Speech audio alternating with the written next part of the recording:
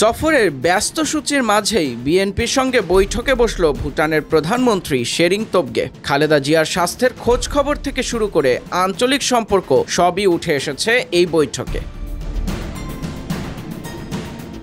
গতকাল রোববার রাজধানীর একটি হোটেলে বিএনপির মহাসচিব মির্জা ফখরুল ইসলাম আলমগীরের নেতৃত্বে একটি প্রতিনিধি দল ভুটানের প্রধানমন্ত্রী তোবগের সঙ্গে সাক্ষাৎ করেন। বৈঠক শেষে সাংবাদিকদের সঙ্গে আলাপকালে মির্জা ফখরুল জানান, ভুটানের প্রধানমন্ত্রী বিএনপি চেয়ারপারসন খালেদা জিয়ার স্বাস্থ্যের খোঁজ নিয়েছেন। পাশাপাশি দুই দেশের ব্যবসা বাণিজ্য, জ্বালানি এবং পারস্পরিক স্বার্থ সংশ্লিষ্ট বিভিন্ন বিষয় নিয়ে আলোচনা হয়েছে। দুই দেশের সম্পর্ক আরও জোরদার হবে এমন আশাবাদ প্রকাশ করেন উভয় পক্ষ।